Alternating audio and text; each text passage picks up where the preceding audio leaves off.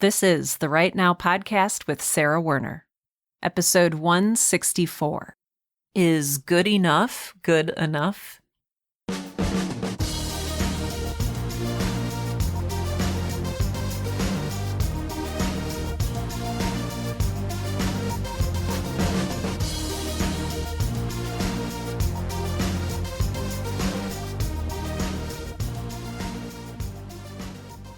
Welcome to Right Now, the podcast that helps all writers, aspiring professional and otherwise, to find the time, energy, and courage you need to pursue your passion and write. I'm your host, Sarah Werner, and today I want to talk about an article that my good friend Jimmy sent me. I have to say, I love it when people send me articles. I don't have as much time or energy as I used to sort of trawl the internet for interesting things. And so I love it when friends who know me fairly well say, hey, I read this and I thought of you. First of all, it's just nice to know that your friends are thinking of you. It's just a good feeling. Second, a lot of this I never would have found myself, or it maybe has a headline that I was not inclined to read. So deeply appreciative for those people who keep me up to date with good and interesting things that relate to writing. This particular article is by Oliver Burkeman, who wrote 4,000 Weeks, which was a book that really helped me to work through my time scarcity. I don't remember if I've talked about it on this podcast or not, but a while ago, and by a while I mean last year, I was going through this really uncomfortable, panicked phase where all I could think about was, oh my gosh, I'm going to die soon, and I'm not going to have done everything in my life that I wanted to do. And so I'd work myself up into a frenzy, and every day I would sit down and just push out as much work as I could, which, in the way that these things work, the work that I was pushing out under panic and stress and maybe pushing past what was maybe healthy, the stuff I was writing was not very good. I wasn't having fun. I was having actual panic attacks. It was just not a good time. Someone recommended to me during this time that I read 4,000 Weeks by Oliver Burkeman, which is all about what is time? What do we do with the time that we have? How are we using the time that we have? How are we supposed to use the time that we have? Is there such thing as wasting time? It's an excellent book, and I journaled alongside reading it, which was very helpful for me in really internalizing what it had to say. Also, for any of you who got concerned when I said I was worried I was going to die soon, I'm not. Well, I mean, hopefully I'm not. I'm healthy, I'm fine. It was just this irrational fear that crept in and sort of nestled into my brain and stayed there for a while, sending little jolts of shock through my nervous system. So knowing that I was a huge fan of Oliver Burkeman in this book, my friend Jimmy sent me this article, which was a post from Oliver Burkeman's blog, which I didn't even know existed until this point. The blog is called The Imperfectionist, and I'll have a link to it in the show notes for today's episode.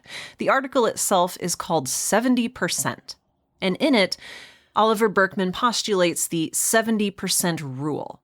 So he says, if you're roughly 70% happy with a piece of writing you've produced, you should publish it. Now, if you're anything like me, you have a knee-jerk reaction to someone saying that to you. And it's kind of funny because I call myself a recovering perfectionist, but I'm not a recovering perfectionist. I am deep down, as I keep realizing through different forms and means and methods, very much a perfectionist. So those of you who are anything like me, just immediately question, how could I publish something that is less than my best? And it's actually kind of funny because I thought back to the previous episode of the Right Now podcast, episode 163, where I talked about cynicism around goals. And I was thinking about those posters in school, and I wonder if I got it from there, those inspirational, motivational posters that you see in school hallways that are like, always try your hardest. Pride and dedication make the difference. Make it a great day or not. The choice is yours. I wonder if maybe I got the idea of never settle for less than your best from something like that. If you, dear listener, have heard this phrase before, if you know where it's from, let me know in the comments below. I am very curious where I picked up this nugget of wisdom because it has become something of a theme in my life. I like to make things that are good. I like to make things that I am proud to put my name on. I like to make things that earn 5-star reviews. I like to make things where the amount of effort I put in and the amount of quality that comes out of my work are balanced and reflect on each other. And I gotta be honest, there's probably some ego in there too. The things that we write and create and put into the world are reflections of who we are. And why would we want to show the world anything less than our best? There's also maybe an element, and this is something I don't talk a lot about, there's also maybe an element of competition or aspiration. If I hear that the top grade I can get on a project is an A+, I'm going to shoot for the A+. And maybe you're like this too. Always striving, always working, always pushing forward, pushing yourself past adequate and good enough. Straining toward that far-off finish line of perfect. Now, I know intellectually, as do you probably, that perfect does not exist. In fact, hilariously, as I was jotting down some ideas for this episode in my notes, I misspelled the word perfectionism. And Oliver Burkeman addresses this in his blog post. He says most perfectionists have likely heard this advice before, that perfect is the enemy of good, and so on. And he's right. I've talked about this on the show before, but back when I was in the marketing world, I had a boss who gave me some advice. And that advice was, Sarah, done is better than perfect. I was spending so long on my reports and my audits and the work I was doing for clients that I was actually, taking too much time and not turning over projects quickly enough. It was a whole thing. I even have an episode of the Right Now podcast. If you go back and look, Right Now podcast episode 126, it's called Fun is Better Than Perfect. And since I love it when things come full circle, that interview is with my good friend Jimmy, who sent me this article. I'll have a link to that episode as well in the show notes.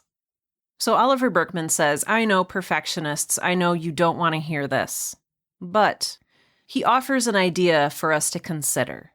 He says following this 70% rule is a muscular and muscle-building act. Quote, moving forward at 70% takes more guts, more strength of character than holding out for 100%, because it entails moving forward amid uncertainty, anxiety, and the disagreeable feeling that comes with putting less than perfect work into the world. So basically what he's saying is, if we are able to create and release things at 70% of what we consider perfect, which doesn't exist, by the way, it will actually help us to become better, more flexible, more resilient writers. It's basically strength training. Each time you publish something, you create more and more capacity to create and publish more. Again, I will have a link to this post in the show notes for today's episode. So this was an interesting article for me to read. It was put out by a writer and thinker whom I respect and said some pretty reasonable things. Maybe it is good training. Maybe it does build resilience.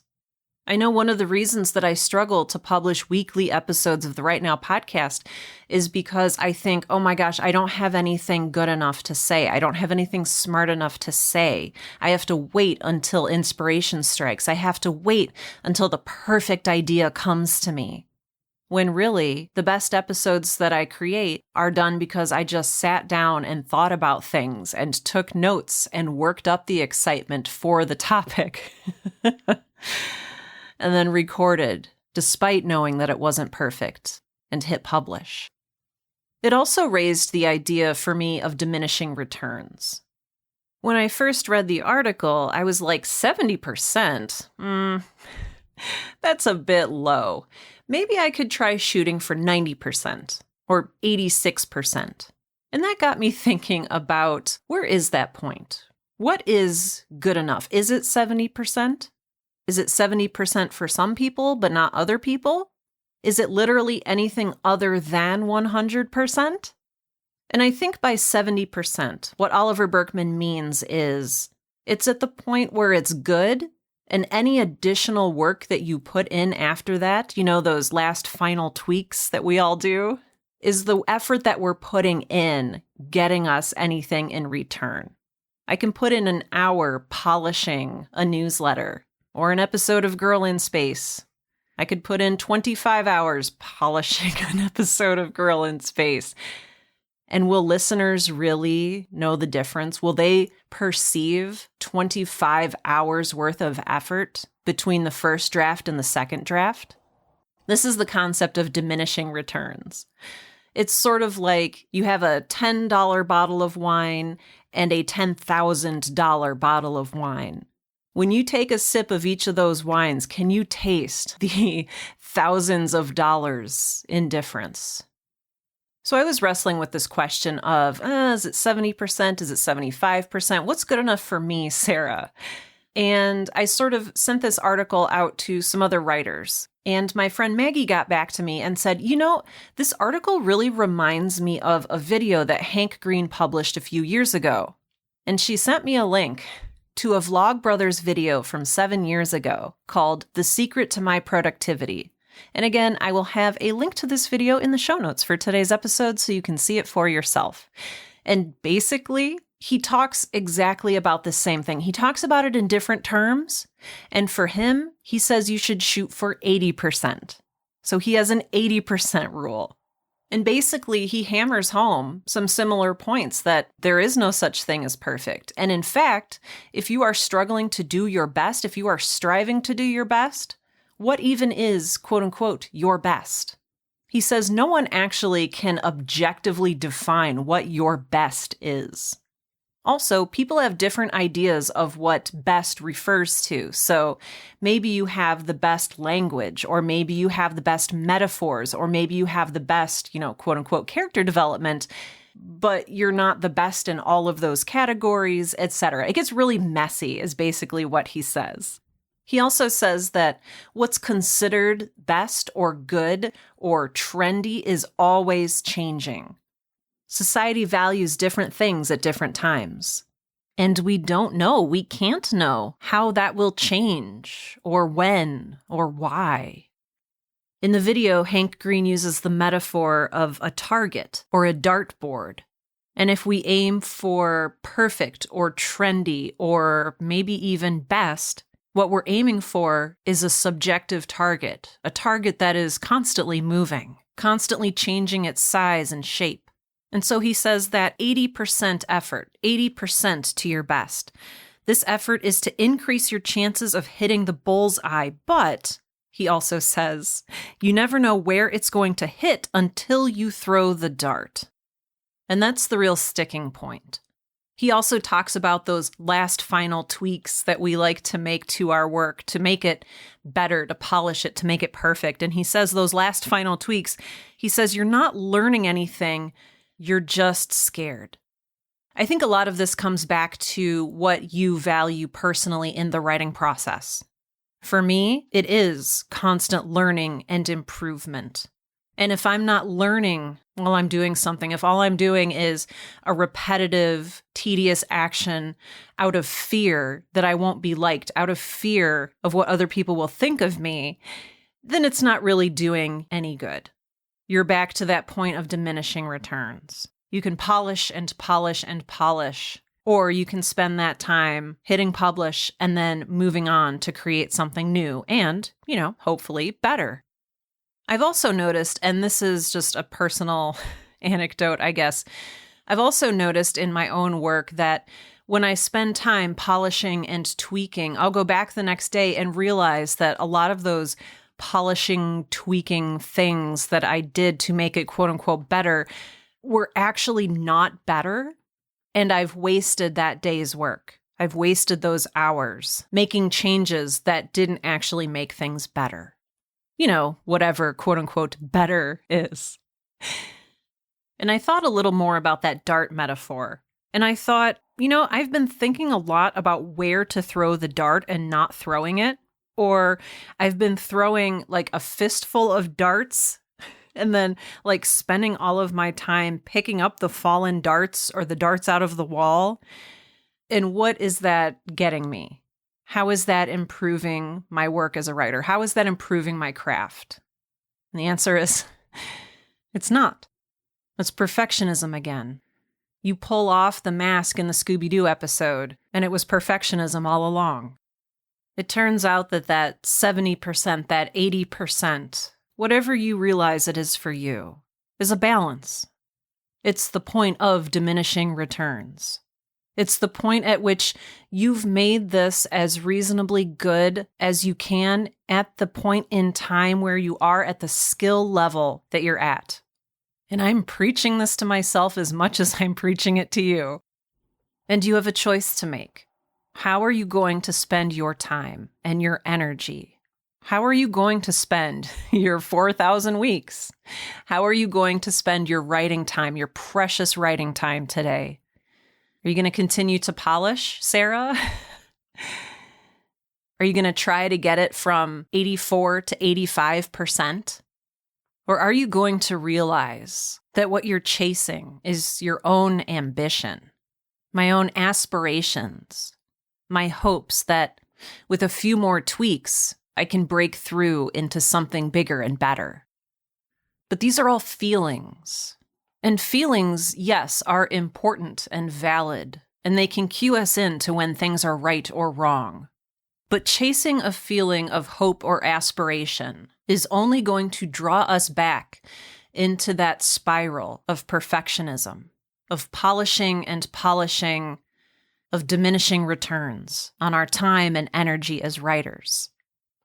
I spoke earlier in this episode about there are so many things I want to write and produce and publish in my lifetime. And if I spend the next however many years polishing a piece, instead of publishing it, moving on, getting better, publish it, moving on, getting better, I'm working against myself.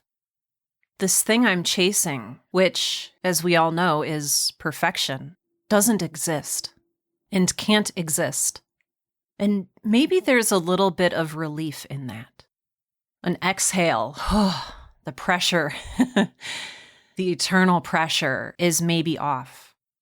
Nobody expects you to make something that is perfect, because what you see as perfect and what they see as perfect is different. All you can do right now is the best that you can do with the time and energy and resources and skills and knowledge that you have right now. And the way that you're going to grow that pool of resources, that resilience, that bravery, is to figure out what's good enough. Figure out what is my 70%, what is my 80%.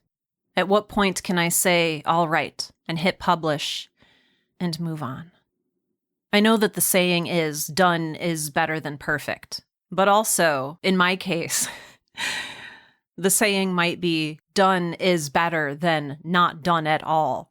Done is better than sitting on your life's work and never having it go anywhere.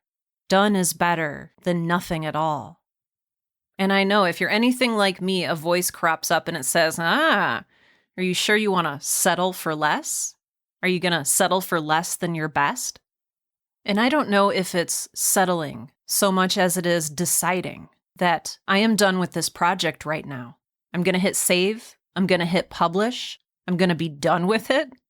And I'm going to move on to the next thing. Because that is how I learn, and that's how I grow as a writer. Because I know better. I know better than to be too precious with my work. I know better. I know that. It's just moving it into practice that's really hard. So I'm going to encourage you, and I'm also going to encourage myself in this episode to take this seriously and to find not disappointment, but freedom in the idea that maybe 70%, maybe 80% is good enough to publish. That maybe it's our job to be bold and brave and less than perfect, and to own that, and to set an example for other writers and creators that your work is worth so much more than sitting on it and waiting for perfection. It helps me to remember, and maybe this will help you too. I had no idea what I was doing back in 2017 when I published the first episode of Girl in Space, and people loved that show. They wanted more of it. And at the time, I don't know what my best was. I was just creating something as an experiment. I was creating it because it felt good to do. And I was just putting it out into the world because I could, because it was interesting, because it was fun. I wasn't thinking about, is this my best work? And now when I go back and listen to it, oh my gosh. There are so many things I would change. There are so many flaws and imperfections. There are plot holes. There are inconsistencies. There are things that I'm embarrassed I wrote, let alone performed and recorded. Going back and listening to season 1 of Girl in Space is, for me, a very cringe-inducing experience. But people loved the show. It won awards. It got me speaking gigs. I got a TV deal. If I would have treated season 1 like I'm treating season 2 right now, like something that has to be perfect and amazing and flawless, I would have never published it. I'd still be sitting on it, polishing it, giving it those last, quote, final tweaks to make it perfect. When really, the most important, the most life-changing thing was that it was published. Imperfections and all. So I hope this is inspiring and encouraging to you, especially if you deal with perfectionism like I do. I would love to see what happens when you start experimenting and figuring out what is my 70%, what is my 80%. Once you do this, or if this is something you've already done, I would love to hear your thoughts in the comments for today's episode. So this is episode 164 of the Right Now podcast, and you can get to the comments by going out to my website at sarahwerner.com. That's sarahwerner.com, and navigating to episode 164. Once you're there, you can scroll down past the show notes, past the transcript, and at the very bottom, you should see a place where you can submit your comments. Please do so. I love to read them. I love to engage with them and respond. I do try to respond to every single one, and I really do want to hear what you have to say. I would not be able to make this show without the generous donations from all of my wonderful patrons out on Patreon. Patreon is a secure third-party donation platform that allows you to give $1 per episode, $2 per episode, what have you, to keep this show going, to support hosting costs, and keep it ad-free. Special thanks today go to patrons Laurie, Regina Calabrese, Amber Fertesi, Charmaine Ferrara, Kim, Mike Teft, Poppy Brown, Summer, Tiffany Joyner, and Whitney Magruder. Thank you all so, so much for your thoughtful and generous contributions. I truly do appreciate it. If you are interested in becoming a patron of the Right Now podcast, or if you're just interested in helping to fund the show, you can go out to my website, sarahwerner.com, and click on the link that says support this show. There are also options if you're not a huge fan of Patreon. There's also options for Ko-fi or Coffee or however you pronounce it, as well as PayPal. So if you feel moved to support the work that I'm doing here at the Right Now podcast, I would dearly and truly appreciate it. And with that, this has been episode 164 of the Right Now podcast, the podcast that helps all writers, aspiring, professional, and otherwise, to find the time, energy, and courage you need to pursue your passion and write. I'm Sarah Werner, and I'm going to do my 70% best.